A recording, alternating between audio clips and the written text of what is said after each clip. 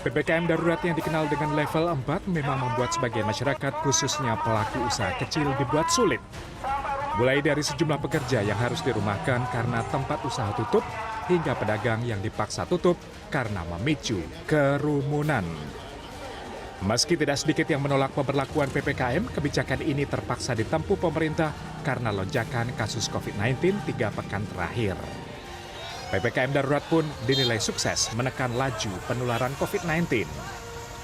Dalam pernyataan secara daring Senin sore, Gubernur DKI Jakarta Anies Baswedan memaparkan penurunan dalam beberapa parameter pandemi COVID-19.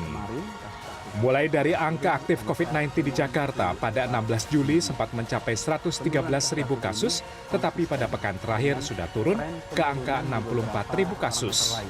Positivity rate yang sempat menyentuh angka 45% kini turun ke angka 25%. Bahkan pada tanggal 16 Juli 2021 ada 113.000 kasus aktif.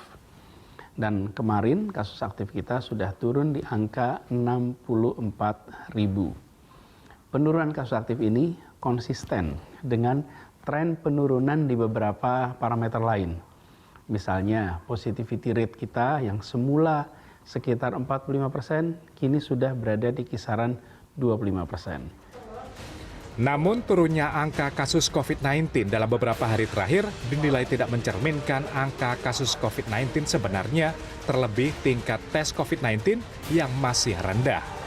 Sebagai langkah pencegahan, pemerintah didesak lebih aktif melakukan tes COVID-19 kepada masyarakat.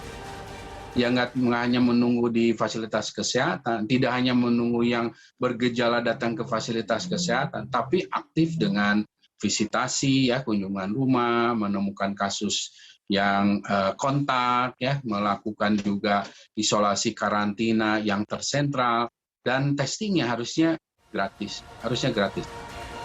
Tingginya angka kasus COVID-19 tidak lepas dari gagalnya strategi hulu mencegah penularan di tengah masyarakat.